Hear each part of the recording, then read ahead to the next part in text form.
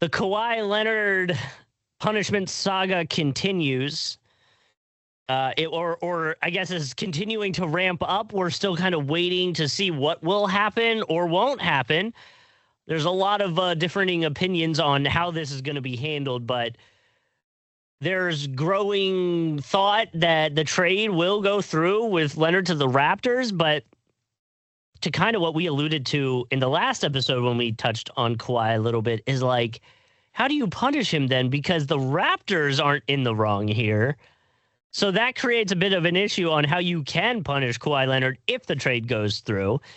There's now talk about the scoreboard maker in a multi-million-dollar sponsorship. Pablo Torre was putting that out the other day. So like now there's more wrinkles to the situation. I think we got a month and like 20 days until training camps start. September 28th is when camps open. And so like the whole point is that's kind of like you need to have a ruling or something figured out by then. Because if Kawhi's going to the Raptors, that's when he needs to be there so that training camps can start or you can start with your team. But like, this is a pretty big deal. And with that, you would think suspensions, loss of picks, whatever it is going to be a part of it or should be a part of it. Now,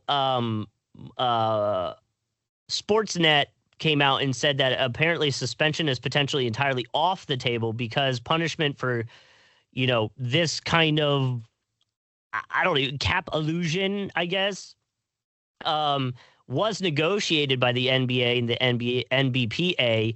And in the bargaining agreement, suspensions wasn't something that was put into the potential punishment for that. So that could also come into play here. There's just a lot going on, and I don't even know, but with how bad this is, people got to get suspended, picks got to be lost, the hammer has to come down hard. And so that's where, I feel weird about them not being able to potentially suspend Kawhi if that's where part of this goes or needs to go. Yeah, the Daktronics latest stuff that's just come out is pretty damning. It's not looking great. Yeah. And so to that extent, right, we'll see what happens with suspension, but it sure feels like at the minimum that, I know in the past they've talked about, the contract being voided, for example, which would certainly change things up a bit. Yeah, I absolutely think, picks getting taken away are on the table for the Clippers. Mm-hmm. Right. I don't think you punish the Raptors here, but I think the Raptors know that in trading for Kawhi right now with everybody going on, that it does create a little bit of a situation. And I don't expect the trade to go through. I think this deal is going to be stuck in limbo until the investigation ends. And right, you brought up that date for training camp started. What was it, September 28th or whatever? I don't think this deal is going to be done by then, put it that way. I think it just continues. Every time it feels like they're on the verge of, either ending this investigation with nothing or, there's just another layer comes out. And you're right. It kind of, to me, it's just going to be what kind of commissioner is Adam Silver going to be about this? So are they going to be very laissez-faire about it and just kind of let it go? And which look, the problem with that is because it's not like Kawhi didn't do anything again, this isn't some big serious dark crime here. They were basically paying Kawhi off the books. The problem with that is that you're going to have every team, you're going to have all these cap rules, and we've talked about the second apron and the type of impact that's having on how teams build. You don't think every owner in sports is going to start circumventing the cap if they find out if there's no lack of punishment for this, I should say. They're absolutely all going to start doing the things that Steve Ballmer did here. And I mean, it's a little unique with Steve Ballmer, like we've said, even compared to, it goes without saying that every NBA owner is quite wealthy. Steve Ballmer's on a different planet. Steve Ballmer is by far the richest NBA owner. Yep. Microsoft co-founder with Bill Gates. So needless to say, he's had quite a career. I think the other issue that and again, this shouldn't be the NBA's problem, but yeah, I do think if they get any picks or any contracts voided or anything like that, I think Steve Ballmer is going to sue the hell out of them. And I think he's going to keep them in litigation all the time. And trust me, as a new litigator, when that thing slows down, it can really slow down. And Steve Ballmer's got more money than anybody to throw at lawyers. So I don't know. There's not a good answer here, but one of them is probably going to happen. I'm interested to see what the approach here. I know how I think David Stern would have handled it, but this is an entirely different scenario. Well, and what's interesting about the Toronto side of things, and this is the same story from the Sportsnet thing, is Yahoo just kind of repurposed it, but it said if Leonard is found guilty, his trade to the Raptors could be voided. But that's Right. only the case if the league's investigation reaches a conclusion before 2027. And to your point, if we're in, our arbitration, like wherever we are with this, like they might need more time than that.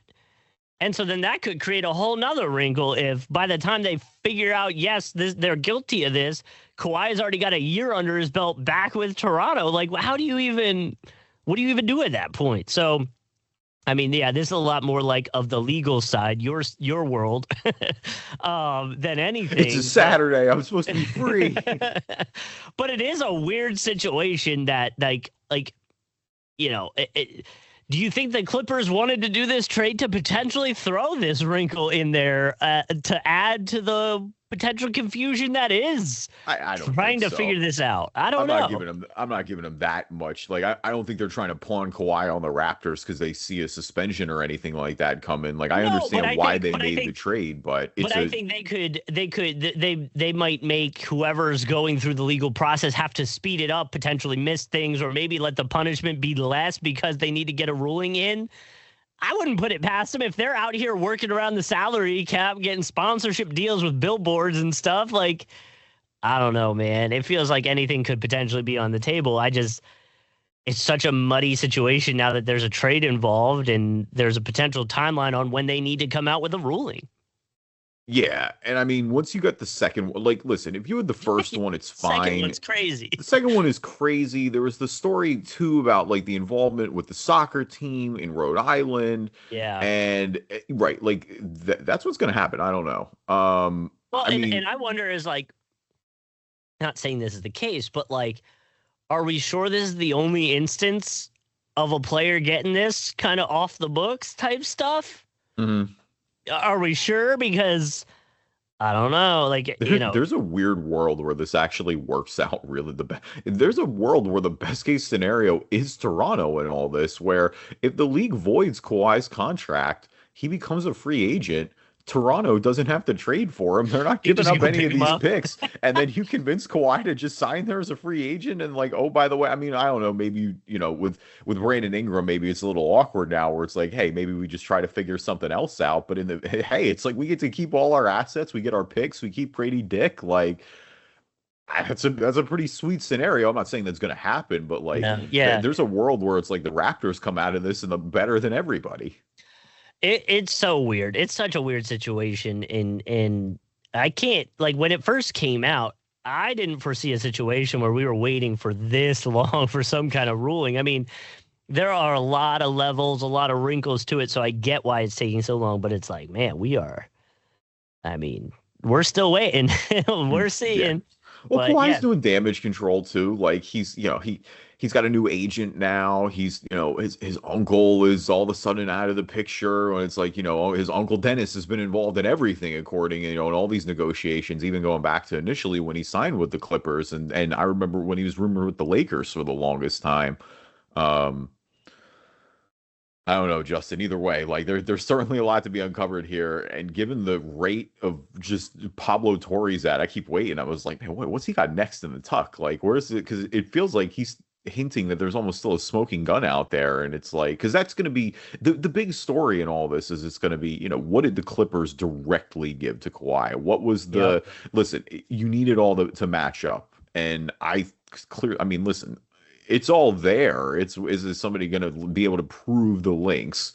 That's what it really is going to come down to potentially in any case. But we got a long way to go. Like I said, long story short, I We're don't still think this is going to be waiting. done anytime soon. Like we're going to be waiting for a while, but this week was a pretty big development. Like the second Daktronics deal, like this does not look great at all. Like that's No, one you could claim like, oh, this is just a weird connection that you guys have in the fun, blah blah blah. And it's like, well, now we're on number two, and these people literally put your scoreboard in the Clippers stadium. Like, come on, like, what do yeah. you mean you didn't? Okay, You flew a little close to the sun, Steve. I get it. Like you wanted Kawhi Leonard. The Clippers are trying to get that first championship still. They're in a city that it has the Lakers who have dominated the narrative the entire time they've been there together. I get under like but man, what a mess this has all become. Like somehow the Kawhi tenure went even worse than I expected. Like there's just no way I thought it would end like this. Moments of brilliance. I mean, even last year, again, that's the thing is Kawhi Leonard is still great when he plays. Even with getting some of these injuries better, but it's like a combo of just that at the wrong time.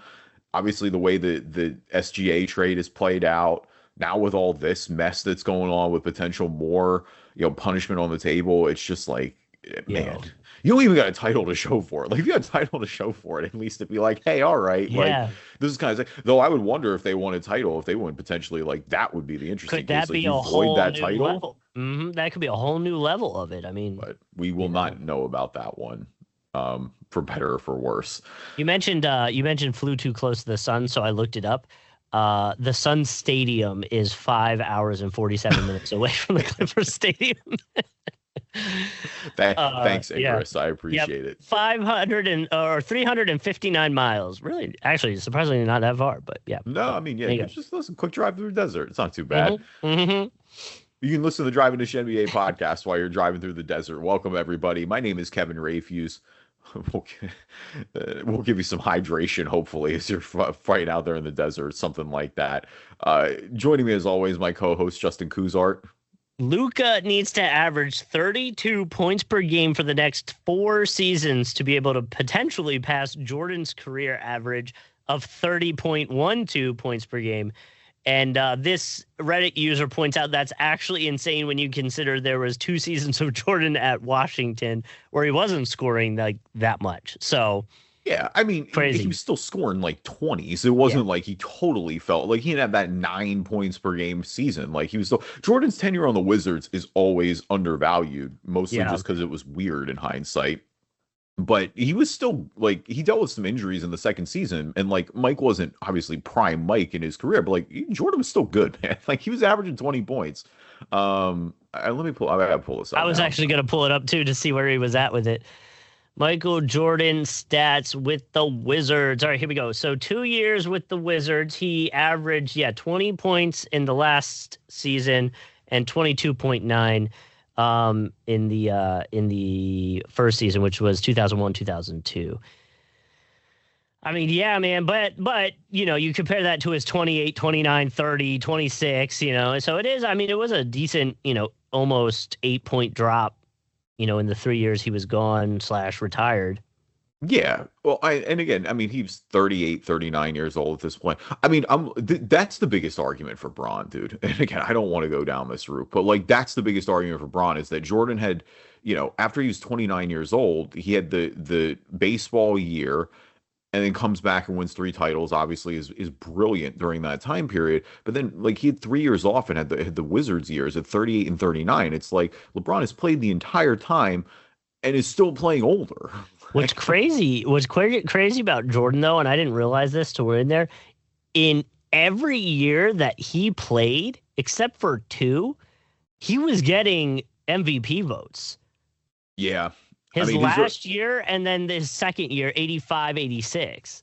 The big thing with both of them too is the durability factor. Yeah. That's you look at because I've got MJ's basketball reference pulled up right now. He's the foot injury in 85, 86, which kept him out for the longest time. But really, I mean, he plays 80 plus games every single year. I mean, 78 in 92, 93. The 94, 95 is when he came back at the end of the year. So he only played 17 games, but like that's he comes back. We're in the 45 and all that, like for baseball. He plays 82 games, all 3. I mean, even in the last season, he played 82 games. He didn't start all of them, but he was in 82 the first year when he came back from the Wiz. He played in 60. Like that with him and LeBron, like that is the one thing too, is where the durability was unprecedented. They got very lucky injury wise. Only a couple of minor ones, but never that like, never the full. I guess you took a year off for baseball, so that's the same equivalent. But like, you never had the ACL tear. You never had with MJ an Achilles injury. Like he was able to stay pretty healthy his entire career. Yeah, that's so wild that like I mean you look at the craziest thing in the world is look at these two on Basketball Reference under just literally the far right, the awards tab. You just look at like, oh my God, like every year they have something going on. I mean, Jordan, with MVP votes, Defensive Player of the Year votes, All-Star, NBA 1, Defensive Player, like in almost all of them. And then you go to LeBron and it's like very similar, like MVP votes every year up until, I might have it wrong, until 22-23. He at least was on the ballot or was getting votes, and even in that year, he was still NBA third team in All-Star games. So like, geez, that's crazy.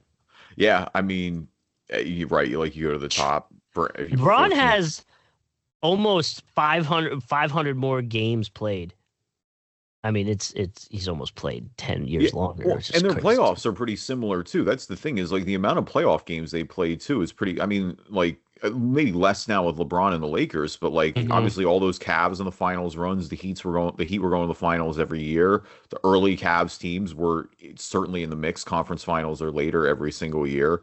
Like LeBron, he's a 21-time All NBA player. That's so ridiculous. Like this is the first year. Yeah, this past year is the first year he didn't make All NBA. Yeah. So that's crazy. Either way, yeah, two greatest ever do it, no doubt about it. Again, we there's plenty of time to do that debate. I know we're in the thick of the off season right now. Every other podcast can do that, but yeah, the separation is there. Like it's those two. And then, in my opinion, it's Kareem at a solid 3. Like, I think Kareem is fully ingrained at 3. And then I think there's the gap between, like, everybody else. But, again, we're not going to do that today. Leave us a review on iTunes, good or bad. I'll read them on the podcast. If you're not an Apple user, Google Play Store, Spreaker, Spotify, TuneIn, Amazon Music, Player FM, anywhere you can find a podcast, you can find us. And we are on YouTube. You can search Drive and Ditch on YouTube. Get video versions of the podcast when they come out, and you can subscribe so that you will also get notifications when the new episodes come out as well. Now, a word from our sponsors. 97, by the way, Kev, 97 more triple doubles than Michael Jordan. That's LeBron, which is kind of crazy to think about. I mean, he still takes more. That's just what it came down to. Jordan's an unquestionably better scorer, which is ironic because LeBron has the most points ever. But like, I do think Jordan's a better scorer, but LeBron is a better, like, getting his teammates involved, facilitating. And Bron's career high was 61 points. Jordan's is 69, but Bron's got more on the rebound. Bron's got more on the rebounds and assists. Really, only 1 or 2 here or there, but yeah. I thought the interesting, though, one is the career high game score. Jordan's got a 64.6, which is crazy. Bron's highest is 53.2. So sorry, we'll get off. What game was that for Jordan? Was it the game against the Celtics?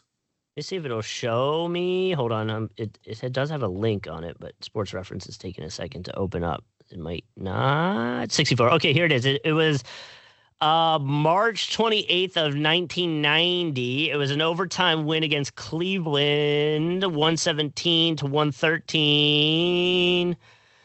Dang. Yeah, he had it was the same game. It's when he had the 69-point game. Yeah. Okay. 69 points, 18 rebounds. Jesus. Shot 21 of 31. 2 of 6 from 3. Took 37 shots, field goal attempts, and had 1 block, 2 turnovers, 6 assists. His box plus minus in that game was 30.8. His game score was 64. His next closest game score, which is crazy, is 54, a whole 10 less. Yeah. And that game was in '88 against Detroit. Okay. That makes That's kind sense. of wild. That's kind of wild. Yeah, LeBron's 53.2 game score was against Washington in a win 130 to 122 in 2017.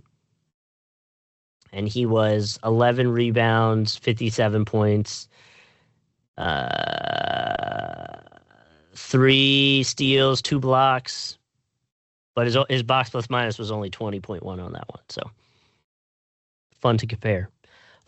But what we're not going to do is more of that. We're going to jump into some unsigned free agents in 2026 as we are gearing up for training camps to open up in September. Like we were talking about earlier, the 28th, I believe, is when that kind of starts to kick off. So NBA.com has a really cool free agent tracker that you can check out. Just flip the availability to unsigned, and you see everybody. And one of the things that I kind of did just right off the rip was kind of sort people by points per game, because that kind of gives you some pretty big names. And just working down that list, you have James Harden, Jalen Duren, DeRozan, Westbrook's on there, Peyton Watson's on there, Jonathan Kuminga's on there, Valanciunas is on there. Though Valanciunas, I know there was some talk about him going back and playing Euroball. He's going back to Lithuania, I think, because I would have loved for Valanciunas to be a Sixers target, but I just think he's pretty set. I mean, last year he was trying to go back to Europe, but I think Denver enforced the contract, and so he finished the year with Denver. But yeah, it seems like he's going back to play in Lithuania. Yep. Bradley Beal's on this list. Just kind of going through some bigger names as I work down. Technically, Seth Curry on this list. Kevin Love. I feel like we'll probably talk about Kevin Love a little bit because there's some Sixers rumors on that. Doug McDermott. Drew Eubanks. So now we're getting down to the Doug McDermott and Drew Eubanks. I was like, how'd you sneak those two in there? Just two names that I recognized after we were going down. But no, I mean, I think we hit the biggest. I mean, you kind of hit the biggest ones already. I don't remember if you said Benedict Mathurin, but he's still a free agent too right now. I mean, he's restricted. So we'll see what happens there. Again, kind of another casualty of the Kawhi investigation. Kind of wait and see what the Clippers happen there. Yeah. Because they have a lot of wings. So we'll see what happens. I mean, he could be like a sign and trade target. I mean, some of these guys have, it's more decided than others. Like you mentioned Bradley Beal, for example. We all know Bradley Beal's going to Miami, right? Like that's the perfect fit for them. They obviously need shooting and spacing in a post or with Giannis and with Bam, now missing out on LeBron. Again, he's not going to, because he's already getting paid still off that initial contract with Phoenix. He's in a position where he can go sign a minimum deal. I don't know. They just that gives them another ball handler as well. It feels like Miami is just the extremely logical fit for Bradley Beal. Like any team that needs shooting can take a flyer again on the minimum, but it's there's already been links there. It feels like I'm just waiting for him to sign the paperwork at this point, because it makes all the sense. Even who knows how much he has left in the tank, especially after this most recent hip injury, but he's shown he can shoot the basketball. And with Giannis and Bam, it's not like he's going to be asked to do a ton. He's going to get asked to shoot 3-pointers and knock down the shot consistently. We'll see what he has left. Part of me was actually going to bring up Doug McDermott for the same thought, because that's kind of his thing too. But you look at it, his last year was actually his worst field goal percentage of his career. 3-point wise, he's about middle of the pack. He was shooting close to 39% last year. So another potential 3-point shooter that you could maybe go get on the cheap. If that's what you want to do shooting wise around, Giannis and Bam, which is, kind of what we've talked about, where we've said that it's really what you got to add around these guys to space the floor a little bit more. So yeah, maybe a Bradley Beal, maybe a Doug McDermott makes sense. I know we mentioned Seth Curry as another potential that's that's unsigned, and take a look at what Seth's 3-point percentages have looked like in the last few years. Maybe those guys might be someone to consider on strictly the shooting side of things.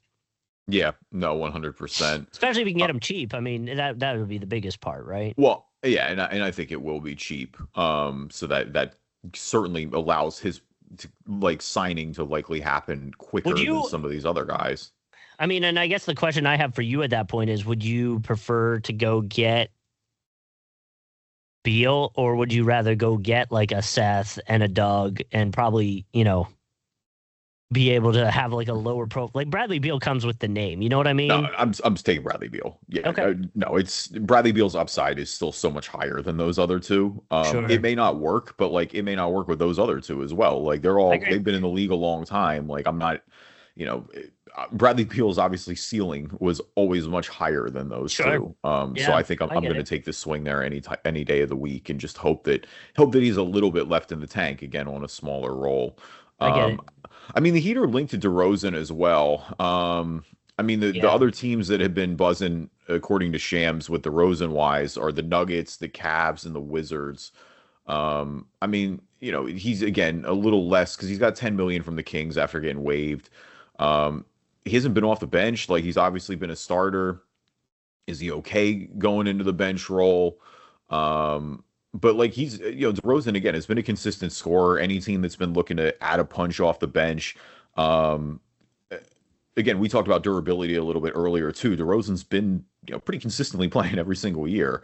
Um, Yeah, still averaging almost, I mean, he's at 18 points per game. It's not like he would be a good little scoring punch. I just wonder that fit with DeRozan and the Heat, like that It could is a be, little weird with yeah. the shooting. Like, right, Hmm. we talked about Hmm. space in the floor, and DeRozan would open things up a bit. Like he's a go get a bucket guy, but like, yeah, there's a world where I see DeRozan and Bam and Giannis come playoff time, and I'm like, guys, we're just What are we doing? it's what happened to the Magic last year a little bit almost, or it was like the Magic elite defense, but like the second it got playoff time when they weren't hitting shots, like you just that whole offense would be squeezed. You'd be able to just have it, they wouldn't be able to you'd be able to suffocate everything. You'd be able to clog the paint and then you'd just be good because you wouldn't have to worry about them hitting shots. Like that would be kind of a valid concern here.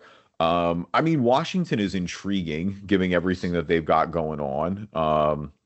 If AD's healthy, you Yeah. play him with Trey Young and the young guys, and it's like all of a sudden it's like, hey, we kind of got something here.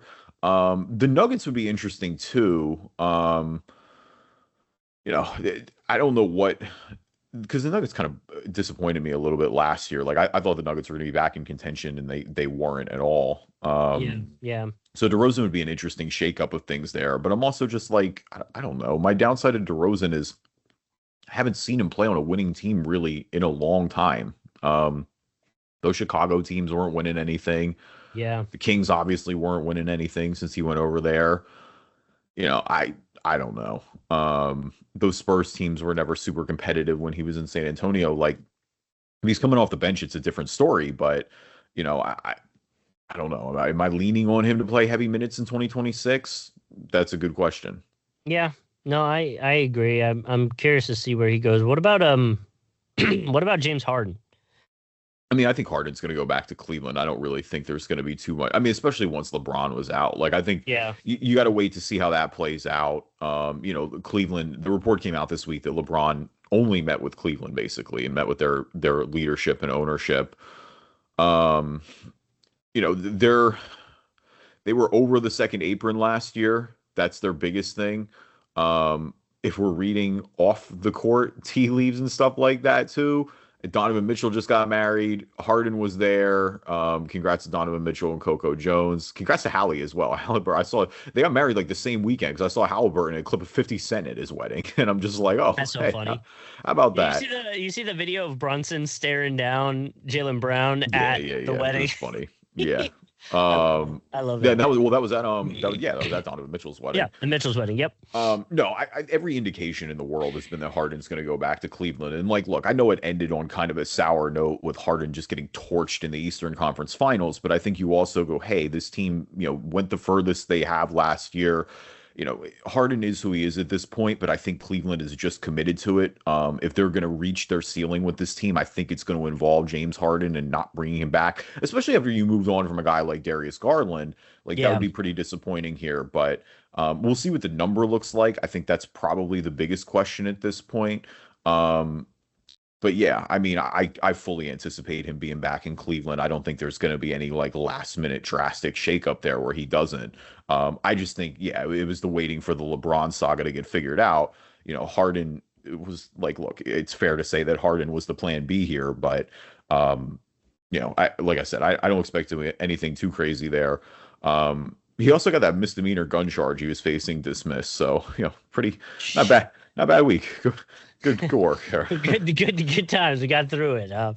What about because there's a lot of rumors on the 76ers side of things with Kevin Love. Yeah.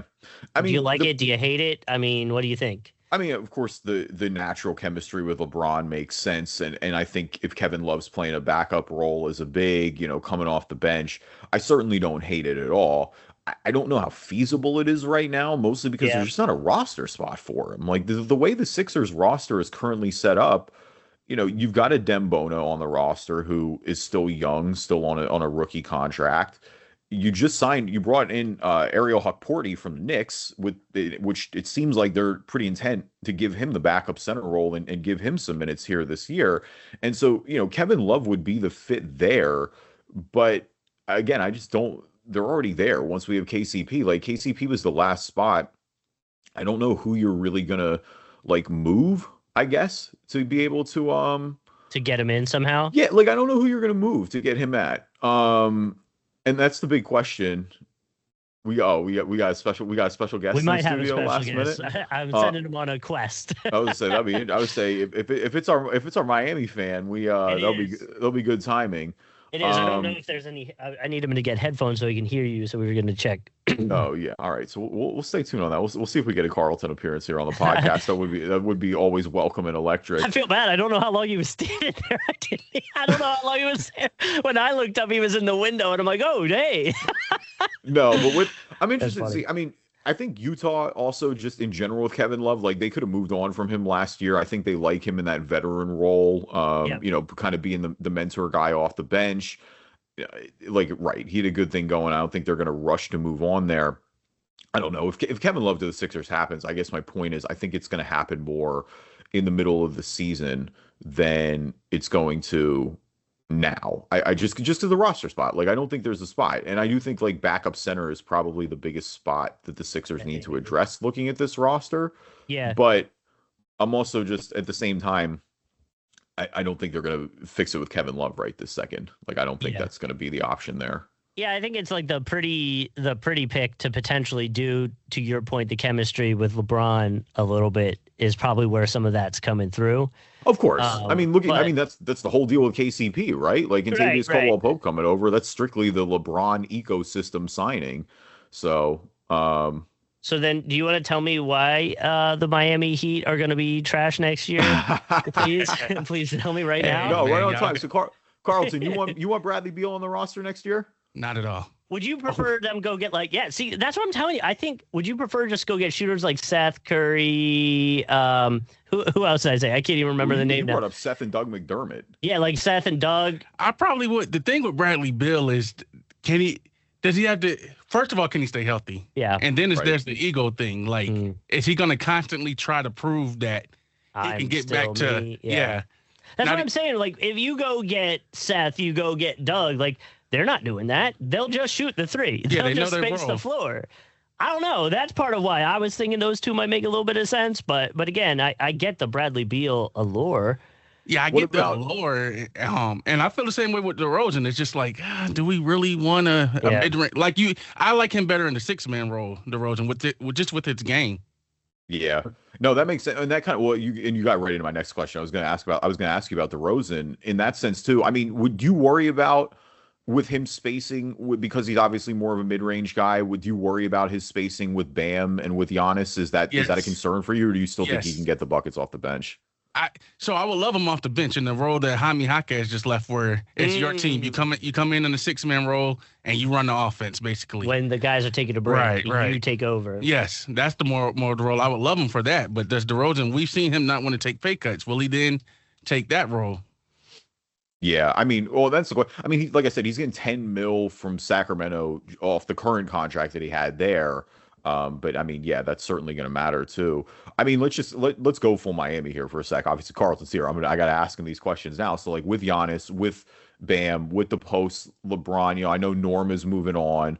The Wiggins decision is still the biggest thing that it feels like needs to happen with this roster. But I mean, I guess where are you at temperature wise with the Heat currently? No pun intended. What do you think? Like, what do you think their ceiling is, and beyond shooting? Who do you think can make an impact on this roster? Like, what do they need? And then I'll add over or under 43 wins. I'm going over on that one. Okay. And I'm excited. It's the most excited I've been in a while, just because we've seen what Eric Spoelstra can do with a superstar. You've given Eric Spoelstra Giannis. We've seen what he did with Jimmy Butler. Yeah. And I don't think there's anybody who, playoff Jimmy aside, I don't think there's anybody who would take Jimmy Butler over Giannis. So I know the fit with him and Bam, we have to see that, but I'm big on give me the talent and let your coach figure it out. And I trust Eric Spoelstra to figure it out. If he can figure it out with the two-way players that I keep having to deal with over the years, like, thank God I got talent around here for a change.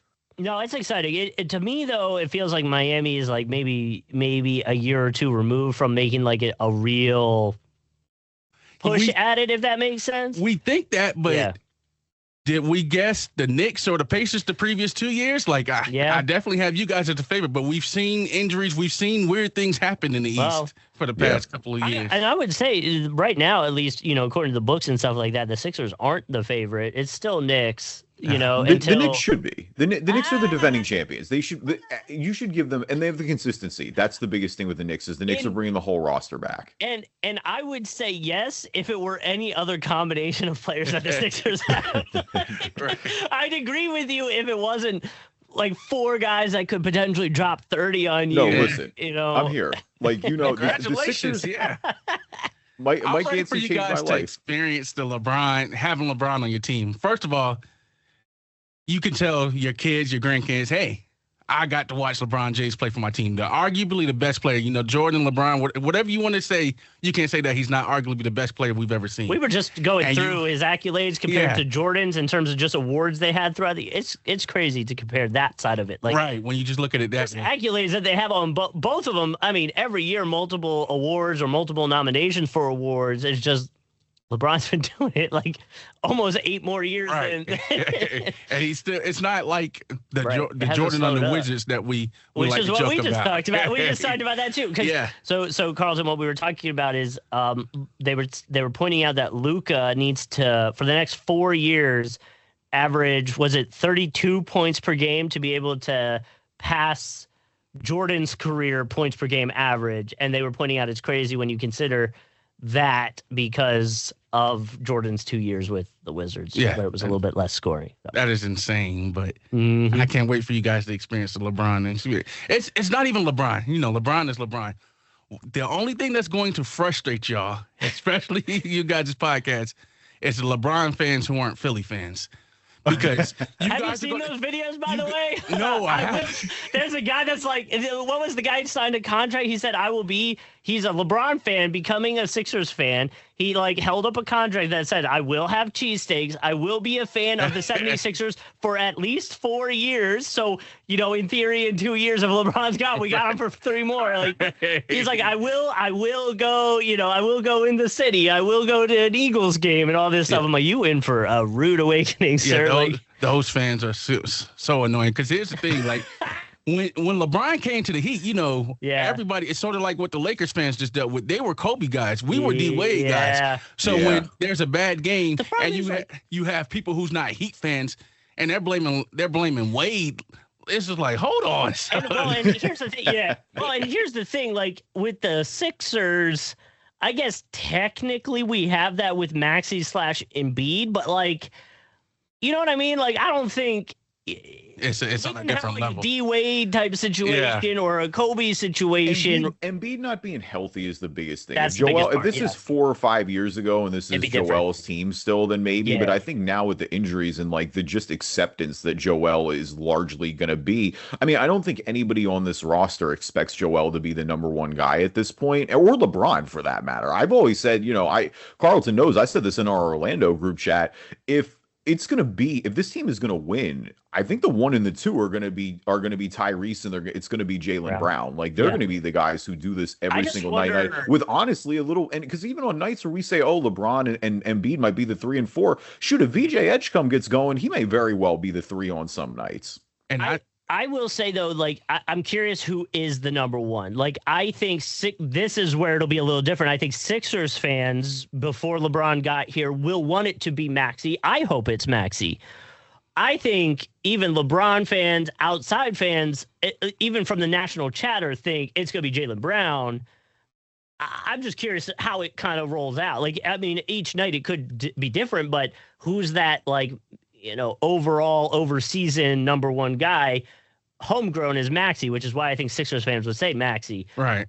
But Jaylen Brown might get there. Now, I will say I watched that video of all them golfing the other day. Everybody's got to work on that golf swing. That is atrocious. Oh my word. Well, the group chat that Kev was talking about, I said you guys' X factor needs to be Edgecombe. I think at the end of the day, we all know that Jaylen Brown is what moved LeBron there. He won't admit it, but Edgecombe is what really got LeBron there. I've watched how LeBron moves. Edgecombe is next. Edgecombe is on. He has the potential to be It was always the next D Wade. You remember it was Russell Westbrook and then Anthony Edwards. Edgecombe has that type of ceiling. So if he can put it together and stuff, I think that's who really intrigued LeBron. When Maxey's having a bad day, if Embiid's injured, you have this 22-year-old, this 21. Is he even 21 yet? 20. I think he's 22. Okay, yeah, you have this young guy. He just had his birthday the other day, so I actually do check on it now. I think he's 22. Hold on. So you have that guy. Oh, no, he is 21. His birthday is, the 30th. Yeah, you have 2005. Oh, that hurt. Oh, that hurt to see. Oh, my God, that hurt to see. Holy cow, that hurt. I was in high school in 2000. We were in high school in 2005. Bro, yeah, we were 4. Yeah. Oh, yeah. We were 4 years away. We were, yeah. Yeah, that was freshman year. Jeez. That hurt. That really hurt to see. I don't know why that hurt so bad. But yeah, that's who I think is you guys' X factor, because he just has the complete game. Like, I would also like to point out VJ is only 2 inches taller than me, but about 35 pounds less than me, and in the NBA. That's the D Wade build. Yeah. The Anthony Edwards, like, you always think those guys are taller than they are. Mm-hmm. No, but that's the part that I would like. Again, and I for this part of it, I try to pull away the Sixer bias from it. But I'm like, how do you as a team plan for the Sixers? When you've got that many guys that could go off, you plan for LeBron, you plan for Jaylen Brown. Depth and that's what I mean. That's what I mean. The biggest thing to me. It's like the depth is right. You plan for Embiid, you plan for LeBron, you plan for Maxey. Okay, well, you still got Jaylen Brown, you still got Edgecombe. Okay, right. You plan for those two. Like, you can only plan for so many guys to go off. The whole conversation with other teams is, okay, well, this person's not going to beat me. Okay, cool. The Sixers got 4 other guys that could potentially do it any night. And that's why I think Maxey needs to be your guy, because as good as Jaylen Brown is, we know his weakness. Okay, I'm going to let Jaylen Brown beat me. We're going to make him dribble. So when the heat are on him, you're like, okay, Andrew Wiggins, and get on Jaylen Brown. That's your job, and make him dribble. And put it this way, the Sixers fandom for Maxey, and Kevin knows this, like, it is so deep with Maxey because he's homegrown. He does it right. He's got the right mentality. Like, he's a good kid. He's a gym rat. He gets involved in the community. My buddy JB, his mom, who is like a big basketball fan. She played basketball growing up, all this stuff. She always loved talking NBA with us. And she's a huge 76ers fan. I think it was the last year, maybe the year before, there were some Maxey rumors about trades and stuff like that. Yeah. He literally said it was just a rumor, and his mom was crying about how she wasn't going to be a 76. like that's how deep the Maxey fandom went for her. And so that's where I think a lot of the Sixers fans probably feel as well about Maxey. Yeah, I can see it. Maxey, not to bring up a sore subject for Kev, but the Maxey made up for the Miles Bridges pass over the years ago. That's crazy. 2 years away from 2 years away. That was crazy.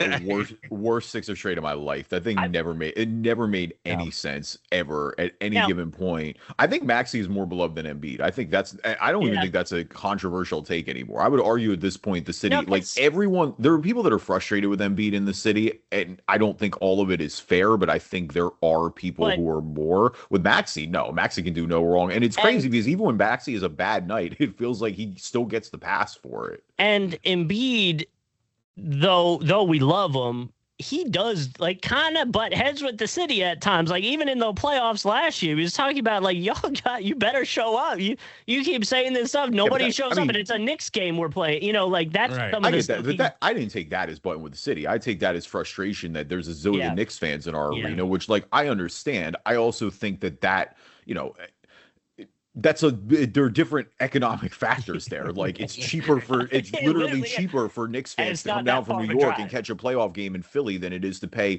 $20,000 to go sit in MSG and try to catch a game. And to help anybody that doesn't live kind of geographically in that area, to put it in perspective, my parents a few years ago before they moved, they lived in Allentown, which really from the airport, which is kind of downtown too, it was like an hour 15. And where my parents lived, a lot of the people that lived with them commuted to New York for work. Yeah. So like it's not that far. Right. It's an hour 30, maybe, depending on where you are in New York City. Like it's not that unrealistic to make that drive for a no, it's for super. A game. I mean, that's the whole appeal of the Northeast corridor is like all those cities. I mean, Boston is a little further away from the rest of them, but like, right, if you start in New York and you drive south to go to Washington, D.C. on I-95, you can get through New York, again, assuming traffic, this is a big if, but like you can hit New York, Philly, Baltimore, and Washington, D.C. in basically like 8 hours. There aren't many places in America where you can just hit that many major cities like that. It just, California is the only other one that's maybe close in that regard, but even then they're just further spread out a little bit. If you go back to like the beginning days of the podcast when my wife, Nicole, and I had first met, she was doing seasonal because she works in the golf industry. So she was working TPC Sawgrass down here, and then she was working TPC Boston in the summertime because Boston closes during the wintertime. Right. So twice a year, we would have to do that drive from Boston to Jacksonville. That's far, bro. And then even in school, we would do it. It was rough. But here's the thing, is her family lived in Raleigh. My family lived in Pennsylvania. So we turned it into a 3-day trip. Okay. I would fly up to Boston. We would do a day in Boston. We'd go Boston to Philly, which really wasn't bad. 4 or 5 hours-ish. Like 5 hours, yeah. 5 hours. Again, it feels quick because you're literally like, Rhode Island. Or, you pop through all these states so quickly. You see a new state feels like every 50 miles you're in a new state. And then if you take the wrong turn, you drive right next to the Yankee Stadium, which I did once, and it added like 4 hours. So it was so bad. But you get into Pennsylvania pretty quick. And then even from Pennsylvania to North Carolina, you're like Maryland, or Delaware, Maryland, DC. Like you do that quick. So it feels quick. Once you get out of that, you feel like you're in Virginia forever. You feel like you're in North Carolina forever. You feel like you're in South Carolina forever. South Carolina never ends. Yeah, and it sucks because it's the same road. You're just 95 south, and you see all the south of the border posters and billboards as you're going. Like, really, after a while, you're like, oh my, how are we still in North Carolina, South Carolina? This is crazy. It's funny. I just made that drive to Charlotte. Yeah. And I thought I had the wrong thing in my GPS. I was at least 12 minutes away from my destination. And I'm looking around like, I'm pretty sure I'm still in South Carolina. I had no idea South Carolina and Charlotte were that close. Like, I was like, did I put the wrong GPS? They're right there. I am so mad. I'm like, I put a South Carolina address in. I'm an hour away from where I'm supposed to be. I got a buddy that works in radio. He does radio does a sports station. I think he's the affiliate with Panthers. Okay. But he also runs a station in Raleigh. And so, like, I was always like, man, that's crazy that you would do that. He's like, it's like not even that far to drive. And I'm like, I forget that they're so close to each other. Like, it's really not that bad. But, yeah, I mean, anything in South Carolina, like even going to Hilton Head for us is like maybe 3 hours-ish from here. But, man, once you get into South Carolina, it feels like you're driving forever. Yeah. Getting to Savannah doesn't feel that bad, and that's 2 hours compared to probably 45 minutes till you're at Hilton Head. And that's why it's deceiving, because like Georgia obviously is a bigger state than South Carolina is, and so you get into Georgia and you're like, because you're 95 in Georgia is such along that narrow portion of the coast where Savannah is and all that, so you really only spend 2 hours there. But as soon as you get to South Carolina, if you do 95, it's 3 hours minimum in that state. If you go interior, it's like that. That's so funny, Carlton, with his Charlotte experience. I swear to God, I did the same exact thing in like Yeah. 2015. Like the first time I went there, and again, it's Charlotte's in more of the western part of the state. But right, I had no idea it was that close to South Carolina. And so like, right, I'm 20 minutes away. I was driving home to Philly. I was going to see our guy, actually Michael Frank. If you remember Michael Frank, I was going to see him at the time. He and his wife live in Charlotte now. And I'm like 20 minutes. I'm like, I haven't crossed in North Carolina yet. Like I'm pretty close. What's going on? And like, it's like I should be seeing a welcome to North Carolina sign by now. And we, sure enough, we were there. They're across the border. But I was like, yeah, it was like 10 minutes just over the border. It scared me, Kev. It was until 8 minutes. I know the GPS said 8 minutes. I seen welcome to North Carolina. And then I seen out of all the UNC basketball, they had 2013 lacrosse champions. I was like, well, get out of here. That's what you guys are. That's what you're advertising, bro. I will tell you what though, and that's the part that's a little different. And this kind of takes it to football for a second, but the first. Like, I've done Florida Georgia tailgates down here. It's a good time, right? Legendary tailgate. Legendary tailgate. I don't know if I survive one this year, but that's a whole different. Yeah, I'm interested to see what happens now that they're going to do it in Atlanta. But the dumbest thing ever. I guess it's just kind of Atlanta. It's not Jax anymore. Well, because the stadium's being worked on. Remember? Oh, so we lose fair. them.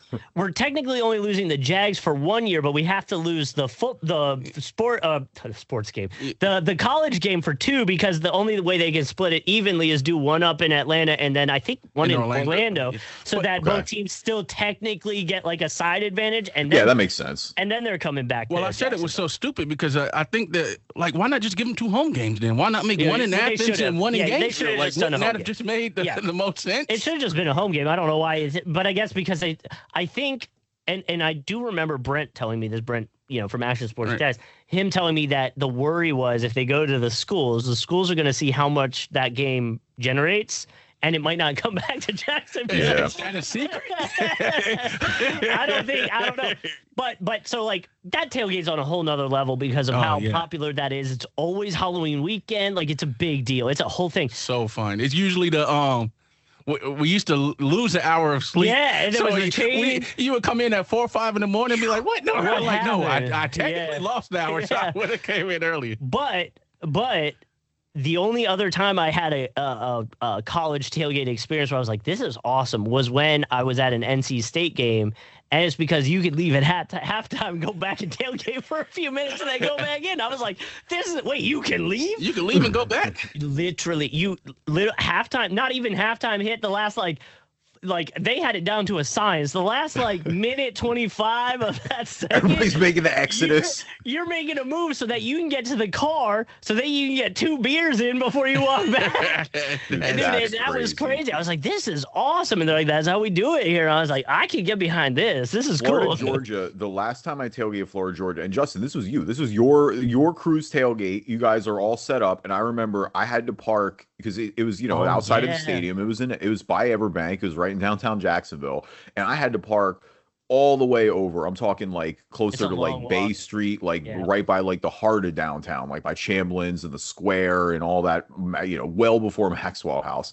And I had an old school cooler at the time. I'm talking like it had no shoulder pad. It's the hard John, so it's like, the with the lid and where there's no flexibility to it. And obviously, like, I'm bringing beer. It's the Florida Georgia tailgate. I'm probably still like 26 or 27 at the time. And I just remember all the people beeping at me and giving me waves as I'm walking down the street with Amber, who's just holding this giant cooler, basically, because I have no other way to tailgate. Like, I don't have a wagon, I don't have anything, and I'm just like, I'm not gonna drag it on the ground. You can't do that either. But what a time for Florida, Georgia. Let's circle this back to some hoops here real quick before we get out of here. And just so we can wrap, because we want to wrap up the free agency stuff. We talked about Kevin Love a little bit. We talked about DeRozan and Beal, Harden. I mean, Jalen Duran is.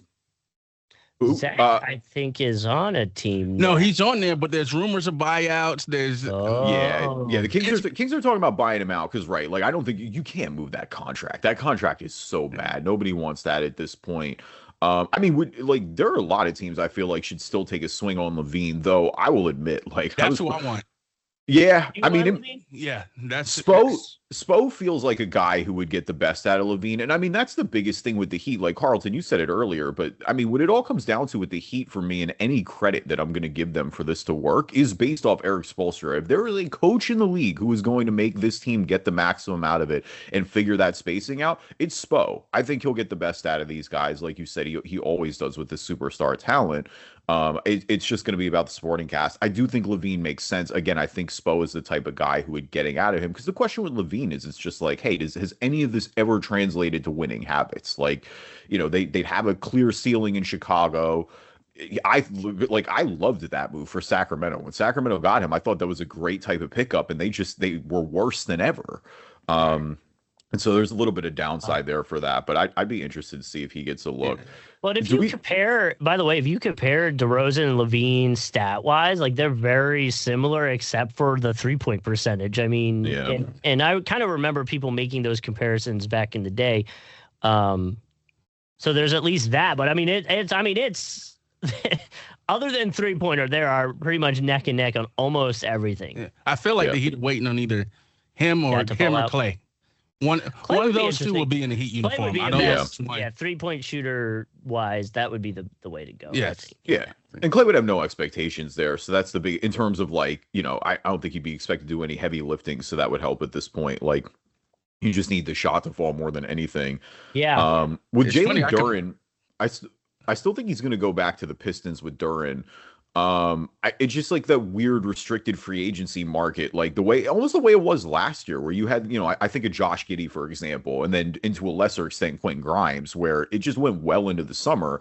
And I feel like if a move was going to get made, it would already got made. So I do think he'll still end up in Detroit, but I have no idea for how many years and how much money it's going to be at this point, because, you talk about the playoffs and how that all went. It's a little bit of a weird scenario. Like, he certainly cost himself some money there when he had a bad playoff series, but he was also a big reason they got the number 1 seed and showed for large portions of the season that he could help carry that offense. I just think, like, you want to talk about things that might linger. We talked about the Kawhi investigation at the beginning of the show. This Duren feels like it's going to like really keep going here for a bit as well. Sit for a little bit. And the NBA has to do something about that, because if you're Detroit, all you could do is sign a contract with another team. What was it, like 4 years, 160, or we give them 5 years, two something? Like, what? And you just had that playoff performance. Why would I give you that? Even if I want to keep you, I'm just going to match the cheaper contract that someone else is going to give you. So yeah, the NBA. NBPA is going to have to do something about that. A little bit of, it's 2 years with it now. Like, that's the thing, is it's like this, it really has, and it's the restricted group, because it's only, I mean, to a lesser extent, it's happening to Peyton Watson as well. It happened with Jonathan Kuminga last year. Now he's in a whole different saga. Apparently the Lakers are still the favorite there, but it's unrestricted at least. But no, I agree with that 100%, Carlton, because like, there's no planet, like, the Pistons shouldn't be giving Jalen Duren 160 to 200 million dollars. Like, that's just not realistic.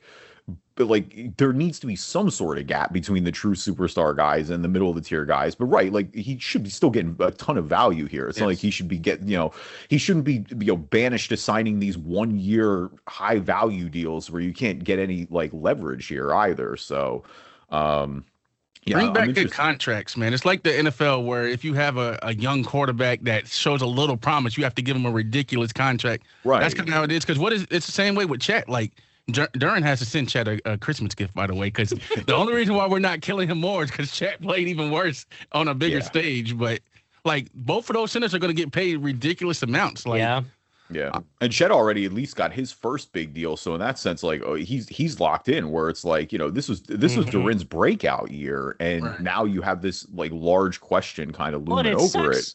Not saying that this was the way to look at it, but I mean, with how dominant Wemby was against Chet and in general just last year, like, all centers are on notice of like, hey, can you give us a fighting chance against that? Because that's what the future of this league is going to look like. So just have some like Chet. The biggest thing still with me is just how mentally out of it he looked. Like it looked like Wemby, because Wemby took that personally, and it just did. It looked like he got into his head, and got him to check out of that series. That's the biggest concern that I have, at least with Chet. Like he's gonna have to you got to work on that more than anything. Like you can't have that block when you go up against Wemby because you're gonna likely see him again at some point in the That's what I'm playoffs here. saying. And until they and I'm telling you right now, whatever game whenever they play each other again, Spurs and OKC, that first game, if Chet gets worked, bro, that's good. Man, it'll kill him. It's gonna go crazy. If he gets work, it'll kill him. But if Yeah. I had to see Alex Caruso or Jalen Williams on Wemby with Chet in the corner guarding the guard one more time, I was gonna lose Like, it. come on, dude. How you? Like, what are we doing And at here? some point, you gotta have some pride. Like this guy clearly hates you, whether it's made up or not. Like, okay, Lean into it, bro. Yeah. Not even that, just lean into it because even if you're not better than him, but you become number 2, man, there's money in that. You can make money off being number 2. Like, And even if it's irrational, right? Like you just have to get Yeah. up and compete because, like, I don't think anything personally has happened with these guys, but Wemby clearly, like, he thinks the comparison is disrespectful. He's gotten up for these games, and that's just the name of it. Like you got to be ready to compete. You guys could have thought we weren't going to play Immaculate Grid this week. Come on. We would never do you like that. And of course, you can always watch the Immaculate Grids on YouTube. You just search Driving Dish NBA podcast. And like we said, you can see Carlton as well on this stream. So we got a little 3-way NBA Immaculate Grid going on here this week. I'm not pausing that or anything crazy. You get what you get. All right. So our columns this week from left to right are the Dallas Mavericks, all rookie team, 5 assists per game per season. Our rows from top to bottom, the Knicks, the Hawks, and 10 points per game per season. Carlton, you're the guest, man. Where you want to hit first? What are we thinking?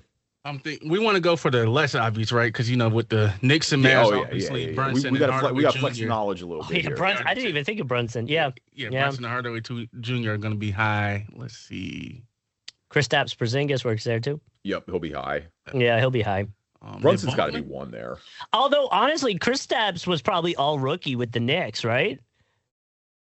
Definitely. Yeah, he had to be. So that would work there. Yeah, that would be good. All rookie team for the Knicks. Who else was like? I'm trying to think who were good rookies for them. Hardaway. That was a weak rookie class, but it was. That's why I think he may have. Trae Young was all rookie for the Hawks, I assume, but for sure. Trying to think of who else. I don't think Risa Shea recently with him being the number 1 overall, just because that class was so weak. I mean, he hasn't suited up yet for Dallas. That would work for this year. One or two, first team or second. Yeah, I think you could be any. You do have to be named all rookie in a season with that team. So it's like it couldn't be a guy who was all rookie and then went to the Knicks, a few years later or something like Melo or something. You know what I mean? Yeah. Also, 5 assists per game. Nope. Knicks, Jeremy Lin probably works for that. Yeah, it would just be about the consistency of how many minutes he played. This is random, but since we were talking Hawks and all rookie team, I'm fairly certain John Collins would work there too. Oh yeah, Hawks all rookie. Yeah, I think Trae. No, Trae definitely works. Yeah, Trae and John Collins. Yeah. Trey John. What about Kevin Huerter? I don't think did he make an impact his rookie year? Man, he was good in the playoffs because he torched us. I hate to say it, but I could see Huerter could be an all rookie. Yeah, I could see him making one of those teams. I don't think there were. Huerter could be. I'll do Huerter. You want to try Kevin? Dude, he is always like a sneaky Hawks pick for me because of how good he was that one time. Yeah, I feel like he was bare minimum on the second team. Huerter? Huer. Huer. Huerter. Yeah, there he is. Yeah, look at that. Nice. Wow, 4%. Nice. Really? Okay. Dennis Schroeder and or what's his name for 5 assists on Hawks? Oh yeah, Dennis definitely works. Dennis and who was before Dennis? I don't. If you're talking about Jeff Teague, will work. Teague, that's what I was saying. Those two are always back to back. Yeah, Jeff Teague. Yeah, I'm trying to think of other point guards. I mean, Trey would work there for sure. Before? Do you think? I don't think. I wonder if DeJounte Murray had 5 there. I mean, I feel like he had to have, right? That'd be interesting. During one of his 2 years for Atlanta, he had to have Yeah. I was trying to think because before that, I'm trying to think like back before Teague and like other Hawks guys like growing up. Like who was Yeah. like I'm trying to think of like those Joe Johnson teams and What's who were the what team did Mookie Blaylock play for? That's just like a random name playing in old NBA lives. Was like Carlton, your guess is as good as mine there, bro. like I played with them on NBA Live. Like it could have been the Hawks. It could have been every Carter, other team. you think Vince? For 5 assists? Yeah, you think that's... I don't think he was facilitating. Mookie Blaylock. If he played for the Hawks, that's so crazy. Who else was... No, we got to try. Hold on. We got... Do we think he played... Carlton, do you think he played for the Hawks? I feel like I remember in the Hawks uniform, but I also feel like he could have been. No, when let's we were do it. kids playing live. For Justin, what? 5 assists? Yeah, go ISO. Do 5 assists per game for the Hawks and Mookie. If he played for the Hawks, I think he may have like weirdly had Blaylock? it. His nickname is the Thief. There you go. Yeah, Sounds crazy. 14's crazy that's that high. 14 for Mookie Blaylock is insane. What? People are cheating. People are People are definitely cheating. That's crazy. Wow. Oh, that's funny. Okay. The 10 points per game is going to be pretty simple. Oh, you know what? We can do 10 points per game all rookie. We could go Michael Carter Williams. Oh yeah, he definitely easy one right there. 10 and for all rookie. He probably had 10 and 5 a game, honestly, too. Yeah, definitely he had to have had 5 assists. I mean, those teams are so bad, and he was just doing all the heavy lifting. So, I have no doubt that he had 10 and 5 when it just on that Rookie of the Year season he did. Yeah. He may have somewhere else too, but like I 100% think he had 10 and 5 on that. Part of me feels like Ricky Rubio would work in the 10 and 5 as well. No, 100%. Yeah. Yeah. 10 and 5. There's a lot of people who are going to work 10 and 5. We could be here for a long time if we go through everybody that works 10 and 5. So do you want to do Michael Carter Williams in either one of them? Like, or do you think that I kind of want to do Michael Carter Williams for 10 and 5 because I think we can get a better 10 rookie because there will be a bunch of them. I can just do it this way without having to do his first name. Nope. Put the hyphen in, or I would say put the dash. Do you think that's what it was? Do like Carter and then do the dash. Yeah, that was it. Yeah, there you go. 0.2, crazy. Nice. Is he even at what team is that? Is that the Magic? Is that Magic? Yeah, it might be. Honestly, I think that was the last team he played for. So, all rookie team, 10 points per game. I feel like do you have to have been on the all rookie team and average 10 points a game in the same year? I bet. No. Must achieve with that team in a single season. Hear me out. So all rookie in 10. Second team gyms. Hear me out. Like Udonis Haslem could fit that. Like there's a random for sure random gym like that we got to think of. I think we go hyphen names. Ready? I think we go Michael Kidd-Gilchrist for all rookie team and 10 points a game per season. Jeez, kid. Worst form jump shot ever. So you'll go for it? I'm sure he made all rookie. He was good defensively. 0.05 is crazy. All right. Who do we want to do 5 assists for Knicks? We can finish out that row. Who was the point guard before? Did Kid get 5 assists? I know he was past his prime. Or did JJ? No, I don't think he played enough to get. Billups definitely did while he was there. Let's see, who was before Brunson? Point guard wise, I mean, he wasn't before Brunson, but Raymond Felton was their point guard for a long time. Raymond Felton for sure has 5. That'd be fun. Their point guard before Brunson. Why am I blanking? Who was there? Yeah, Devin Harris. You think he got Devin Harris would have gotten 5 assists, right? Was he on the Knicks? Oh no, it was 06. Jason. No, I'm thinking Mavs. Who was the point guard when Melo was there, or point guards when Melo was there? Billups was for a little bit. Jeremy Lin. We're back to that, yeah. Okay, so Jeremy Lin's gonna be high. I think so too. Yeah. Who are some?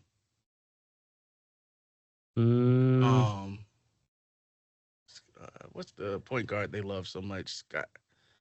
John Starks. Oh yeah, John Starks definitely at 5 a game. I think he'll be high. From back in the 90s, he'll be a big one. Do they have do the Knicks have a Jose Calderon?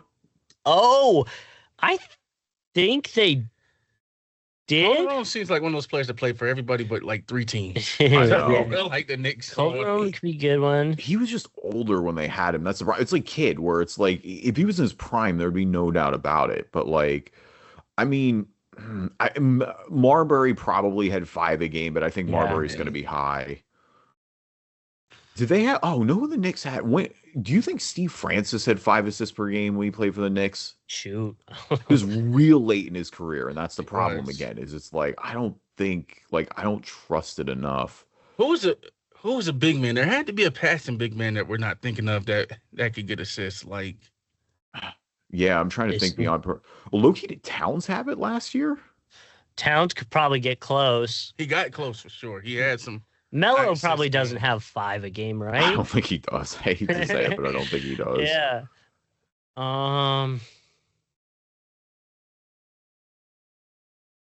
Like there were the bigs from back in the day. Like Tyson Chandler's not gonna have 5.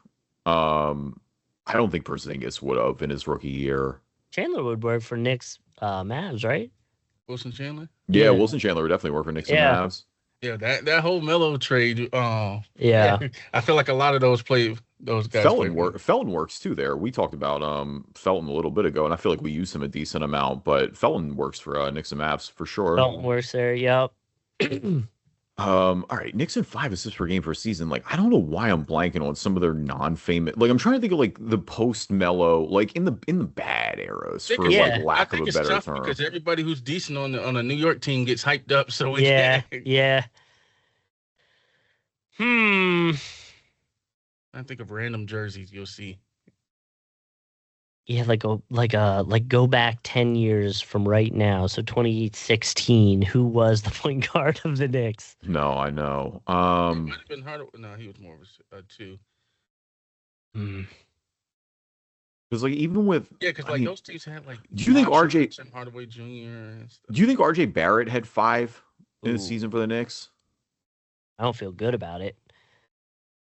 Yeah, I can't say I do either. Or what about who else is on that team? There's another vet on that team that I'm blanking.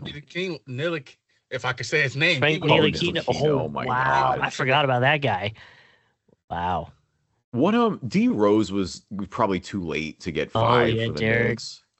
You think so? He might have gotten 5. That kind of shows. He's like a border guy. I feel like he's right. Who was on the team when like Joakim Noah came over from the Bulls to the Knicks? No, that's what I'm trying to think of. Like the random like Kevin Knoxes of the world. Oh yeah, like Kevin Knox. Yeah. Oh, dude. Hear me out. Do we think Emmanuel quickly had 5 assists per game for the Knicks? I forgot about it. He got paid. Do you think he made rookie team? Oh man. Honestly, maybe. I think he did. And that'd be super low. I feel better about him making rookie team than I do about 5 assists per game. You want to try quickly at rookie team? I do quickly at rookie team. Oh man, this is gonna be good. I'm almost positive he made rookie team. Yeah, yes, 2%. That's crazy. A little surprising. He's not in the decimals, but what are you gonna do? Porzingis didn't have 5 assists, right? He wasn't really assisting that. Right? Wait a minute. Hold on. We haven't talked about your boy. How have we not brought your boy up? Elfrid Payton for sure had 5 assists per game for the Knicks. Elfrid Payton. You got to do that. He 100% had 5 assists per game for the Knicks. He was playing starting minutes. That's actually embarrassing that we didn't say that right off. Wait, this is our shtick. That's our dude. That's our thing. We can't not do Elfrid Payton there. That's crazy. Dude, and I didn't say him for 5 assists, 10 points. He probably works there too. Yeah, he would have honestly. definitely worked there. Yeah, with one of the Magic seasons for sure. Yeah. All right, so we just have the Mavs row with the Knicks, Hawks, and 10 points per game. Who do we think would be disgusting for Dallas and 10 a game per season? What's his name? He's more famous for being on the Kings, though. Big college guy. Harrison Barnes? Although honestly, he probably is he famous for being on the Kings? That might be a reach there, but he probably had 10 a game. Who am I thinking of? I mean, clearly, Dirk will work, but that's not who I'm thinking of. Yeah, we ain't doing Dirk. I mean, Carlton's brought up Tim Hardaway a lot. Tim Hardaway would work for Dallas in 10 a game. Do you think Turkoglu works there? For Dallas? Yeah. Oh I man, doubt it, but Trying to think. I when remember did it he? being on there because I played as Turkoglu on the Mavs in NBA 2K couldn't miss a three. How high do you guys think Devin Harris would be for the Mavs for 10 points? Honestly, Yeah, pretty like low. I think he'd be low, and I think he definitely attend a game Who for am the I thinking Mavs. of? Jimmer. Did Didn't Jimmer probably wasn't he on that? That's who I'm thinking of. Was Eric Dampier good enough to get 10? Oh man, you feel like he has to be, right? Like 10 is so like Dampier was playing starting minutes, but he was not good offensively though. So No, he like wasn't. What about Seth Curry? He had to have gotten 10, right? when did he play for Dallas? He played for Dallas before the Sixers, right? That's why I'm worried. But he was kind of good for Dallas actually. It's where he broke out. So now that I think about it. Didn't Seth play on the Hawks too? Yes, I think. Did he? I don't know that. I didn't know if he Actually, was on the I'm Hawks. not 100% at all there, but He might have 10 though. yeah, if you want to do Seth, that's fine. You want to try Seth? Do you think he'll be high? He'll work. I think he'll work. It's a matter of how high he is, but he attend a game in Dallas. Hell, 0.2. Wow, Let's go. way lower than I expected. Just kidding. Okay. Do we think because I always say him with the Hawks? Do we think Tiago Splitter played on the Mavs? No, no, I don't. Because he was on the Hawks. I know that. We got to do. Carlton's mentioned so many times. We have to have Tim Hardaway Jr. in one of these Tim spots, Hardaway. and he works for both. And so I think he's going to probably be lower for the Hawks and Mavs than I think he will because he was popular on the Knicks. Christian Wood for the Knicks. Was he on the Knicks? It's gonna come down to the Knicks. He definitely played for the Mavs. Yeah, that's what I feel like he ended up on the Hawks for a second for some reason. He's there now, right? No, he's not in the league anymore. Christian Wood's not in the league anymore. No, Christian Wood's not in the league anymore. Yeah. Oh wow. All right. Well, which one do we think Hardaway is going to be lesser on? Then? I think Hawks and Mavs for sure. There. Tim Hardaway Jr. Yeah, there you go. 5%. Nice. There you go. Mavs, Knicks. I mean, so of all the names you mentioned so far, Wilson Chandler, I think, is the lowest that we've talked. Wilson or Felton. Wilson Chandler and Felton, I think, are the lowest. Yeah, Porzingis. Trying to think if there's any other Porzingis will be one. high. Jalen Brunson's going to be the highest, obviously. Brunson. Yeah, Brunson. We got to think of someone who was at the end of their career and just did a switch. He's at the end of his career, and we use him all the time. But Wes Matthews works there. Oh, Wes Matthews, holy moly! Yeah, Wes would work. Did JJ ever end up with the Knicks? Correa? I don't think so. I don't think so either. I don't know enough. Shamit. Shamit was everywhere. I know. I don't think he was on Dallas though. I don't think he was on Dallas. He has been everywhere. Yeah, Shamit's been. Yeah. Oh man. I don't know. You guys tell me. I'm fine with either. We can go Wilson. Yeah, that's all right. Let's close out. Let's make it a good clean 9 for 9. Wilson, bam. Whoa, wait, what? Did he not play for the Mavs? Wow. Oh, I blew it. I said we were going to go 9 for 9, and then he didn't play for the Mavs. What? Wow. Oh, I got to remember him on the Mavs. I thought I did too. Wow. Damn. No, he did not. Wow. Okay. Knicks, Nuggets, Sixers, Clippers, Nets. Damn, he did not play for the Mavs. Wow. Oh, that's cold. Damn, we can go 9. That's crazy. Damn. All right. Well, let's roll on. That is so anticlimactic. I blew it saying we were going 9 for 9. Yeah, I mean, Tyson Chandler. I forgot about Amari Stoudemire being there. Wow, right? Oh, he would. Hardaway. DeAndre would have been a good one. Yeah, I forgot about that too. That's crazy. Well, I thought right at the beginning when we started talking, I thought David Lee. Jose Calderon did work. Damn. There. Wayne Ellington. Shane Larkin would have been a huge one. Shane, by the way, Carlton, if you remember Susan, our old boss, yes, related to Shane. Really? Yeah. Yeah, she used to talk to me about it all the time. I thought they were just because he was from Orlando. You're right. No? All right, let's Shane and just let's Susan scroll were now. right. Who do we see? All right, top answers this week. Knicks and Mavs, Jalen Brunson, Knicks all rookie team, Patrick Ewing, Knicks 5 assists per game per season, Mark Jackson, Hawks and Mavs, Vince Carter, Trey Young for Hawks and all rookie team, Trey Young for Hawks and 5 assists per game per season, Dirk for Mavs 10 points a game, LeBron for all rookie and 10 a game, and Russell Westbrook for 10 points a game and 5 assists per season.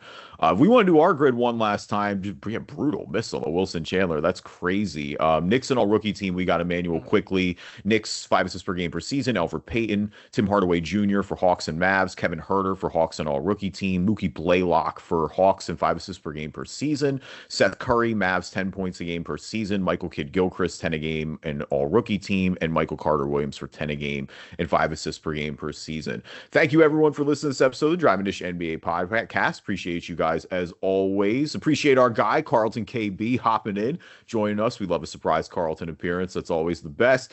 Leave us a review on iTunes, good or bad. We'll read them on the show. Wherever you find your podcast, you can find us. And we're on YouTube, Driving Dish NBA. You can watch video version of the podcast and subscribe. You get notifications when new episodes are coming.